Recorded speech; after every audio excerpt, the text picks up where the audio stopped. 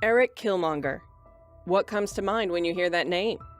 Some might think of the villain who disrupted Wakanda's progress in Black Panther. Others might see him as the vengeful son of Prince Njobu. But there's more to Killmonger than just being a character in a movie.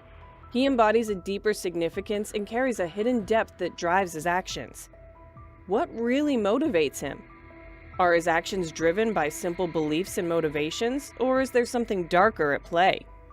Eric Killmonger's life is far from ordinary. He was born with royal blood, being the son of Prince Njobu of Wakanda. You can imagine how his life was expected to be. With royal blood comes wealth, power, and command over the subjects of your kingdom. However, these privileges seem like distant dreams to Killmonger.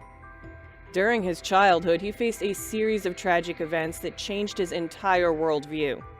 His father was killed by his uncle, and Killmonger was labeled as the traitor's son who tried to seize vibranium. To make matters worse, he was left to find his father's body. This early exposure to loss and violence, combined with the knowledge of his royal lineage, shaped Eric into the person he became. A vengeful son on a mission to claim the throne of Wakanda by force. But that can't truly represent who Killmonger is. His character touches on aspects beyond the screen, showing a vivid representation of the pain and rage experienced by the African diaspora, particularly in America. I mean, those impoverished neighborhoods filled with violence and systematic oppression, don't they seem familiar when you consider the struggles of Black communities? Now you can see how challenging life was for Killmonger. With such a background, his radical actions and deep-seated anger seem directed toward the global system of inequality. This is evident in Killmonger's actions to ascend to the throne, reflecting what the world has done to him and his belief that it wronged him and his people. But that's not all. Unlike your typical villains who work towards fame and power, Killmonger's goals are different. He stems from a place of justice. But I haven't said that his actions of destruction are pure. What I mean is, when you look at his actions in real-time scenarios, his actions are rooted in a desire to uplift the Black community, albeit through violence and radical means. This makes him stand out from the other MCU villains due to his complex motivations and the real-world issues he embodies. Even his narrative showcases a different aspect of villainy that includes both a critique of isolationism and the challenges of a leader within Wakanda, setting him apart from other characters in the MCU. However, he isn't a character without a share of some psychological layers. Killmonger exhibits a very complex psychology. It's more like an antisocial personality. This is evident in his quest to seek the throne, where he disregards the rights of others. Instead, he aligns a pattern of manipulation and deceitfulness to get what he wants. His actions, driven by the sense of justice, seem to no longer have that originality to fight oppression and injustice. Rather, they are aligned with extreme violence. While some may argue this stems from a desire for a greater good, it raises questions about the morality of his methods. Nevertheless, we can't solely blame Killmonger for his heinous actions.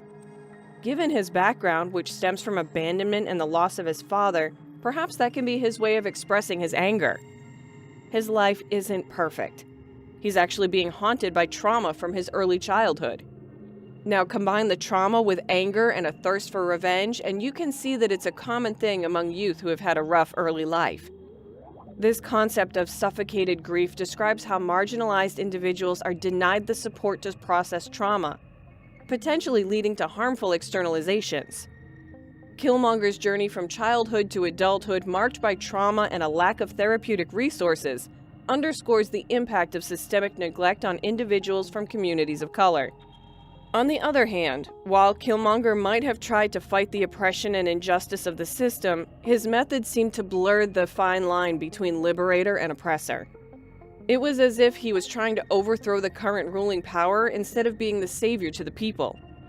His vision and actions were going on two different paths. He had envisioned himself as one of the liberators of Wakanda, but now his actions were nothing less of a colonist.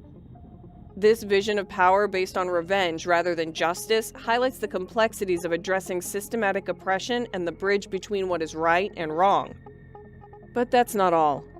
Killmonger's approach to achieving Black liberation through violence and global upheaval underscores the destructive cycle of violence and its inability to truly heal or bring about lasting change. The film illustrates that revenge and violence, even when motivated by legitimate grievances, can lead to further suffering and instability. Killmonger's actions, driven by a desire for vengeance, ultimately don't serve the peace or justice he seeks for his people. Instead, they perpetuate a cycle of violence that threatens to consume both him and those he aims to liberate. However, no matter how flawed his approach to liberation may be, his actions weren't out of the blue. They held some meaning.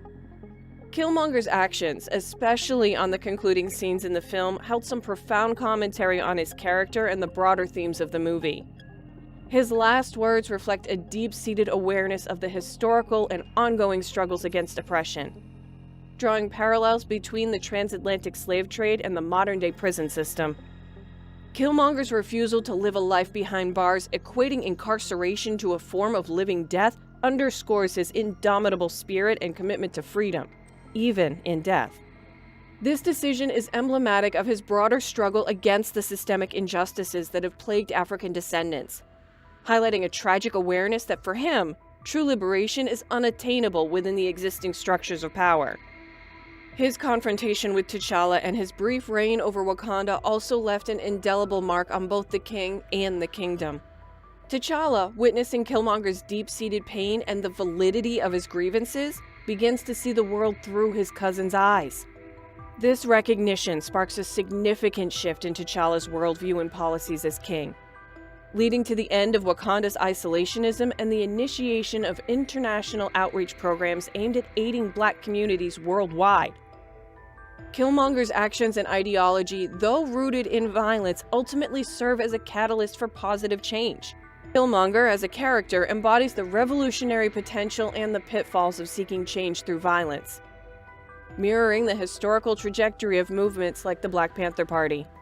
His story prompts a re-evaluation of the lines between heroism and villainy, inspiring a new generation of storytelling that grapples with the complexities of race, identity, and power. In short, Eric Killmonger's narrative in Black Panther intricately weaves the threads of vengeance, ambition, and the thirst for justice into the fabric of a character that is as compelling as he is complex. Through his journey, the audience is challenged to confront the harsh realities of racial injustice, oppression, and the cycle of violence that encompasses the African diaspora's struggle. By reflecting on Killmonger's motivations and the impact of his actions, we not only delve deep into the psychology of a villain, but also engage with broader societal themes that resonate far beyond the confines of the Marvel Cinematic Universe. With that, our video comes to an end. We hope you enjoyed it. On your way out, make sure you hit the like and subscribe button for more updates. Till next time.